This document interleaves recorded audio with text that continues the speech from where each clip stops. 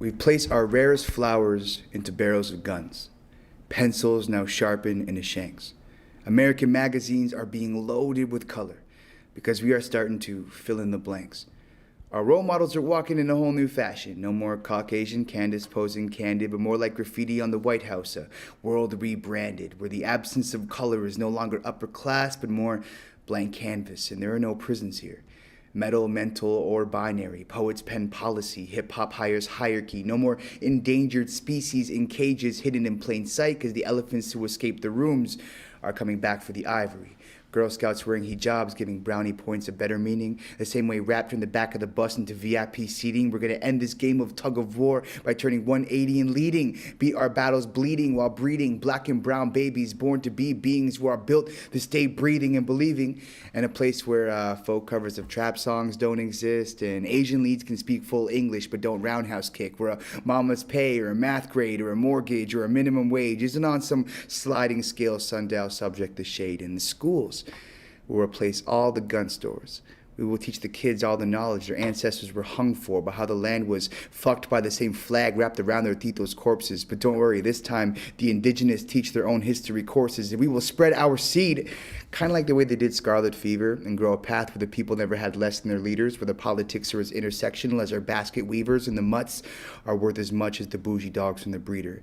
And there'll be no more closed caskets either, or open cases. Our new protectors will not come programmed with hatred, not praise for the amount of flowers their mother covers her soul's grave in, but rather the amount of flowers thrown at that son on his day of graduation. So don't you dare disrupt us as we dance in the debris of your dystopia. Every time we've left you on the floor, your lack of rhythm blows it up. So let us rebuild these cities off the sweat of our back once more, but this time with their hard to pronounce last names engraved on the front door. And if you care to come and conquer again, well, I ask that you not bother.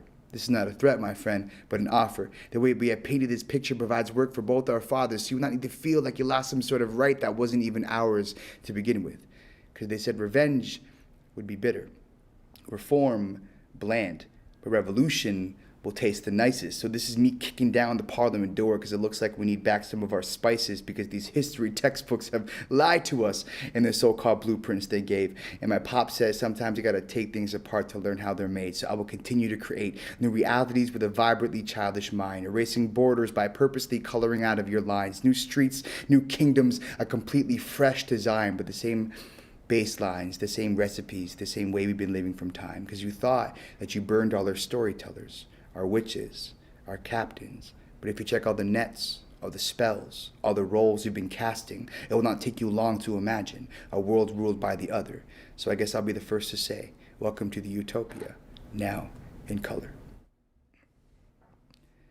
All right, this next piece is called Fine Art.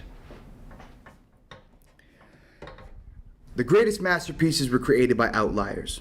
My homie told me that his mother was getting evicted, and lately he's been spitting like house fires, and I've always wondered who really gets the last laugh. I mean, he flipped enough bricks to build a house and never went to math class, and all I remember from science is that they only really give cheese to the lab rats, so artists who don't have that would much rather stuff priceless works into backpacks. We used to share our stories, until you mocked them on primetime.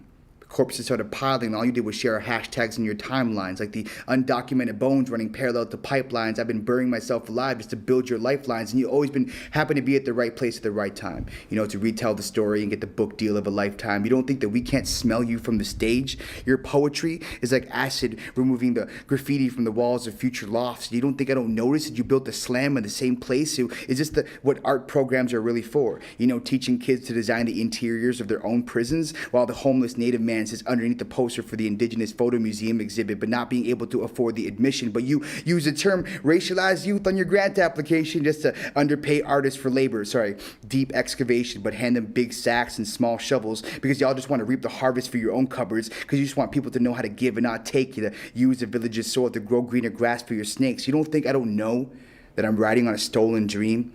You know, a slave to the idea that I could be anything I want to be. You thought Shakespeare would indoctrinate a savage, but dare he write a poem? Dare he charge the same price for the talent only some are allowed to show? So stupid of me to try to be anything but decor. A novelty to be folded, fragile like a paper crane. Exotic taxidermy to be fried, hung, or framed. Little gifts beside your tribal fans, all dead and displayed, and then doll-like, kind of docile, while humble sounds a lot like afraid. Only entertaining when I'm at par. But I am dangerous when I'm impressive. Empower me to speak my truth until it's too aggressive. Encourage me to maybe write some poems that aren't so reckless and then end up paying a more palatable version to deliver the same message. See, I don't care about cultural appropriation. It's just that you speak of fire like you know what it means to feel displaced, and then you have the nerve to shine your light in front of those birthed from the flames. See, the problem is you may be just as good with the paint, but know nothing about the pain. How some people are killed for practicing the things you use as a prop for this game, and then you teach those with the birthright to those same ways that it's up to you to decide what is safe, and that we can be an instrument of truth, but only to be played loud enough that you won't disrupt the safe space. So I'm sorry if your hugs make me flinch. It was me who opened my arms first, until you raised yours to shoot. I'm sorry I don't smile at strangers, but the last time I opened up my doors, you came through the roofs. So what am I to do when I would have shined the shoes of the people I once looked up to, where we're the only ones laying the bricks and the only ones paying the tariff? So fuck one love, I'd rather load one and smoke the sheriff. They keep straightening the curves of our words like sans serif. So fine, if the shoe already fits, then maybe I'll wear it, because you must not understand struggle if you think you can spend it. My mama told me about you when I was young. If your sweat makes silver green, it's probably inauthentic. See, in high school, I was taught to love the Mona Lisa. So if I ever get to see the Louvre, I pray it be with closed and disengaged alarms and I'm there with my crew. I'll bag it up with a few others and flip their fakes to some dumb rich folk online and then spray paint the originals while we stream it live, because my ancestors were poets that led ships across unforgiving seas. And so you're gonna need some bass and flow to do this shit like me. And the next time someone tells me it's fine art, I'm gonna need to see some proof. Check and see if there's pain and if it's really got roots. In 1,000 years. In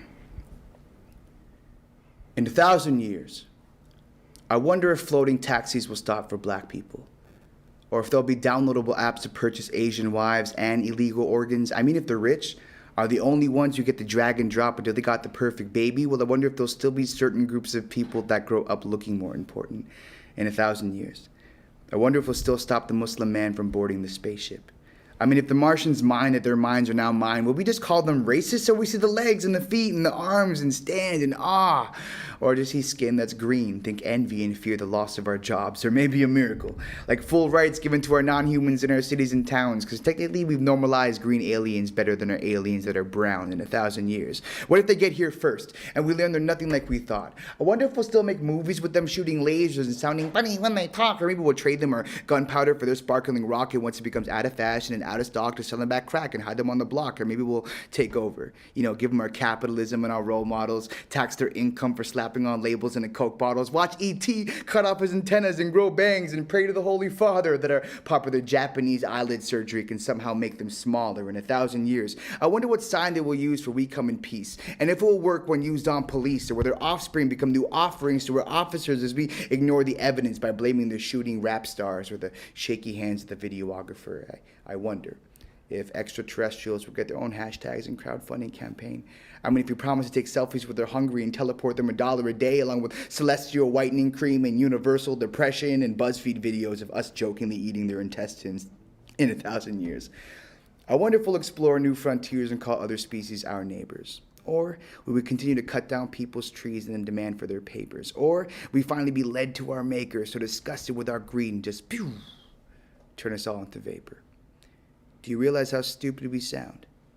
Our Mother Earth on her deathbed, wounds hemorrhaging, and we're standing in the middle of the ER room saying time heals everything. You really think that all these vines and weeds are just going to grow over our mistakes? Like, yeah, keep building on bones and this foundation won't break. Why do we care so much about there being water on Mars when all we do here is dump trash in our lakes? See, the day I learned that stars start off way brighter before the human eye could see them, I knew we cannot rely on the heavens and changing of seasons, that we must act now, because the endless possibilities of the universe means nothing to those without freedom. I learned that it does not matter how many footsteps of man there are on the moon, when every path we've ever paved here has led to our doom. If we want to survive, we must open up our hearts and our eyes and our minds, because we cannot wait for the planets to align this time. And like any other kid, when mine tells me they want to be an astronaut, I know it won't be because of my current fear that whatever they are searching for in outer space cannot be found right here. Macaroni Pasta.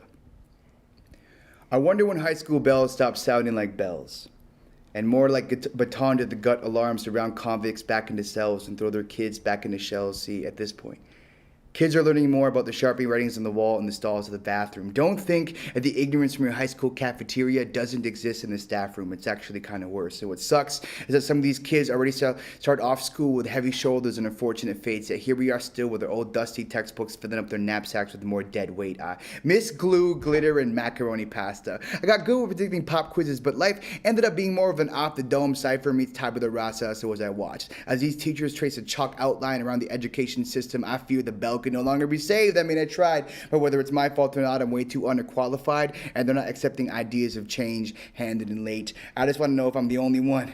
Am I the only one who's been desperately waiting for a school of fish to start swimming upstream, and hopes that these curriculum dams can start giving a damn and stop filtering them based on their ability to climb trees? I, for one, have mastered the monkey dance, but I've seen many go astray, thinking their individual capabilities are disabilities because our system just makes sure the owls are wise while keeping the sheep dreaming of hopping over fences to the grass that's green, just as long as it keeps them asleep. So why? Why must there be a fine line between a lineup to an assembly and an assembly line? If learning is not an adventure, then it is not our choice whether or not we are bored. If the path is not ours to pave to begin with, then of course mountain moving seems a lot more of a chore. Why must it be a specific textbook or a basketball in our hands at the age of 4? Why not put us in a library or gym willing to explore without you tightly gripping our umbilical cords? See, I had this wannabe Forrest Gump guidance counselor who taught me that life was a box of chocolates, and I found myself crumpling up my scholarships, wondering what I'd do when I'm lactose intolerant. My gym teacher told me the pace of the entire human race was based on the simple concept of a beep test, while my math teacher was in her office scheming with her red ink death threats, and my arts teacher had dreadlocks and wore tie-dye and claimed to have an open mind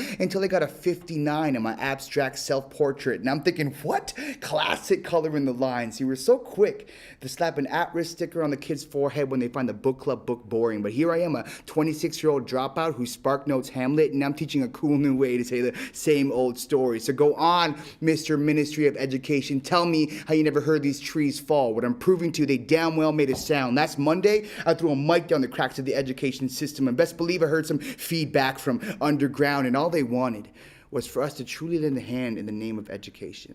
Because if we don't, well, the one thing about falling through the cracks is that you're dangerously close to the foundation. Not a threat, just a warning. I'm not saying it's going to be a quick and easy job to rearrange our priorities and edit our expectations, but maybe we can start off by putting some more desks and plumbing in the basement. You know, dust the archaic off the process of evaluation and be a little more creative. How about for once?